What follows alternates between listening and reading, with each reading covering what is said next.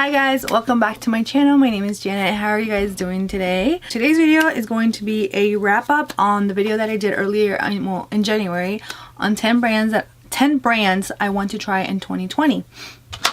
I'll link that video up on the cards to make sure that you watch it. It's not a long video before I start on this, so you know what brands I'm talking about, and yeah.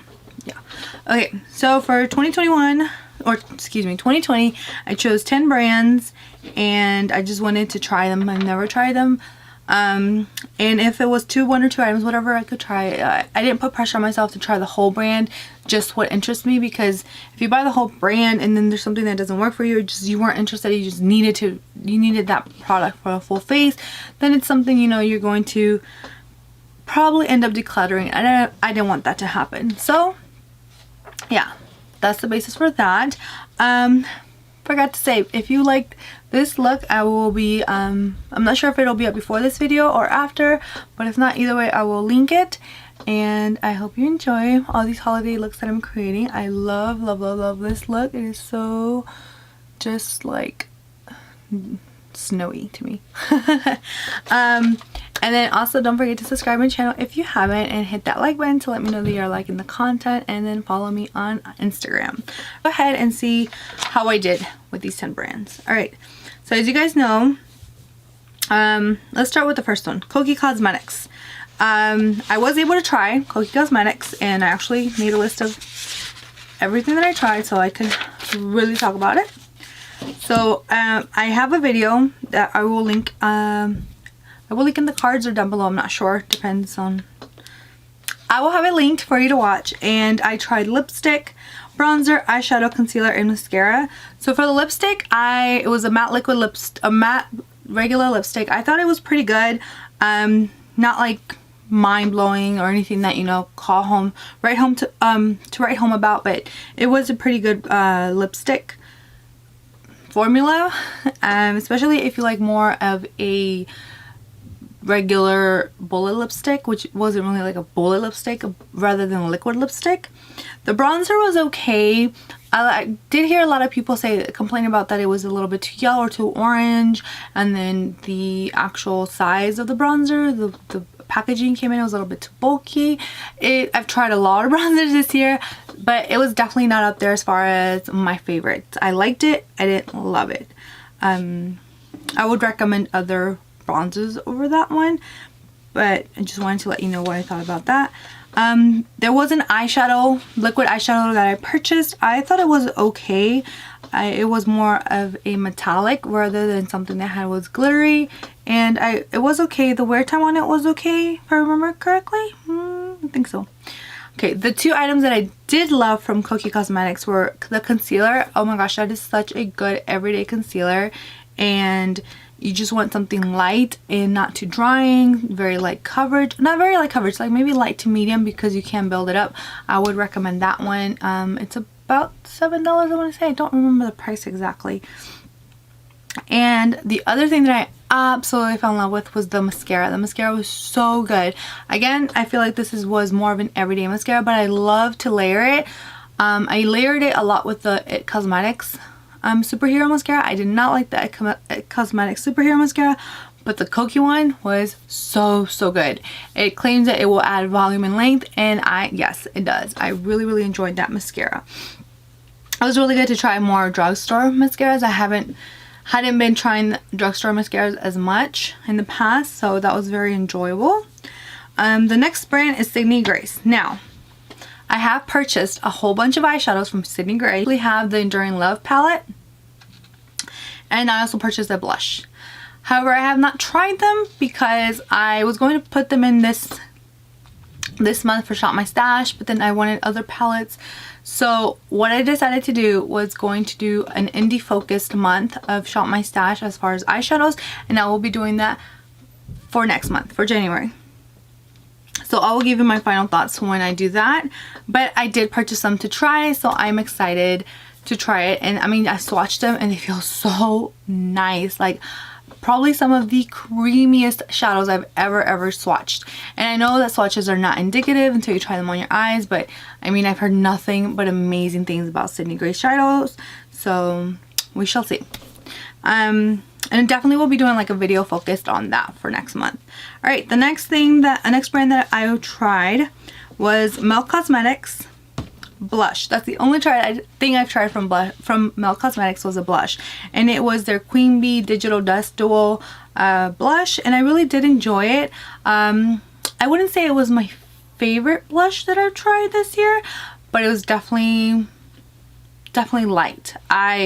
Let's see, I haven't like, hasn't become like an everyday favorite, something that I don't want to put down, but the look I created with it made me like really fall for it. I really enjoyed using it, and I know that for some people it's very shimmery, very glittery, but I don't mind that. I don't really mind that it might emphasize my pores, which is really all the texture I have.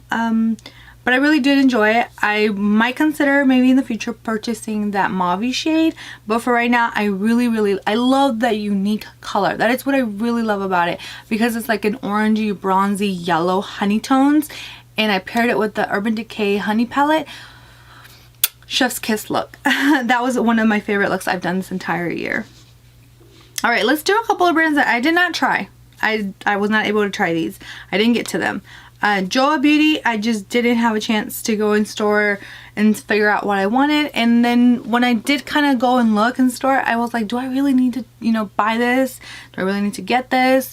So it's taught me things about how I want to approach trying brands in 2021, but didn't get a chance to try it. I've heard good things, but just haven't been able to. The other brand is Ulta Beauty. So when I first got this list together, I wanted to try Ulta Beauty because I know I was going to be able to swatch things and feel things before I could pick up a few things and know what I was getting myself into with that. And then the coronavirus hit, and so, you know, all the stores shut down first of all, and then the testers, you cannot test anything right now. So my plan for that kind of just, you know, took a nosedive, which is fine, no big deal. But it was just really nice to have been able to have, you know, tried the testers before, so I can get an idea of what I wanted to get. So Ulta Beauty, trying that will be on hold, you know, until indefinitely for now. And then the other brand that I really didn't try was Wander Beauty. I really wanted to try their foundation, but it's the same reason. I like have so many foundations. Do I really need this one? I was lucky enough to have some samples. The only thing was that I tried it when my skin was reacting, having some reactions, some dryness, and it just didn't look great on my skin. So I want to try it now that my skin is back to its normal state, I guess, stage part, yeah, and see how I like it. But yeah, that's, I think, the only other brand that I didn't really try. Okay, now let's go back to the brands I have tried. Alright, the one brand that I have tried left and right is Natasha Denona. I have loved everything that I've tried so far from Natasha Denona. I've tried their highlight. I just purchased her highlight in the nude. I need a glow nude one. Oh my gosh. I'm in love. I'm in love, I gotta say. I've tried their blush. Her blushes and the little the blush, Bronze and Glow blush that looks like a bronzer, but it's actually a blush with a mini highlight. I don't love the highlight in there. It's a little bit glittery for my taste, but the blush in there is beautiful, so beautiful. And I tried her lipstick formula from I Need a Nude. I really do enjoy it. I just kind of got a little bit of the wrong shades, but I love the formula. I can make them work with a lip liner, even though that's an eyeliner, a lip liner, but I did pick up the wrong shades for that. But I couldn't return them since I bought them on her website, so I just gotta kind of make them work because they are expensive lipsticks. So the star of the show was definitely her eyeshadows, and I was able to try 3 of the 65 of the Meaty palettes. I got the Bronze palette, the Glam palette, and the Love palette. The only one I don't have is the Sunrise palette, which I'm fine with because of the fact, or Sunrise or Sunset? I think it's Sunrise, I think. I heard that's not the greatest quality. That's probably the worst quality out of those Meaty palettes, so I'm okay with not picking that one up. I don't need to have a collector's mindset with Natasha Denona because that is a dangerous, dangerous, dangerous path. And the other eyeshadow that I was able to pick up from her, 2 minis. I got the gold one, and I also have the, oh my gosh, the mini retro. those are the two. The mini retro I love, especially for springtime. I think it's so appropriate. And then appropriate. And then the gold one, I haven't had a chance to dip my little brushes in there, but I will soon enough. But I mean, if it's anything like her other eyeshadows, especially the mini ones, her formula is so good. I know sometimes it's inconsistent across different eyeshadow palette sizes, which doesn't make sense to me, but that is my report back on Natasha Denona.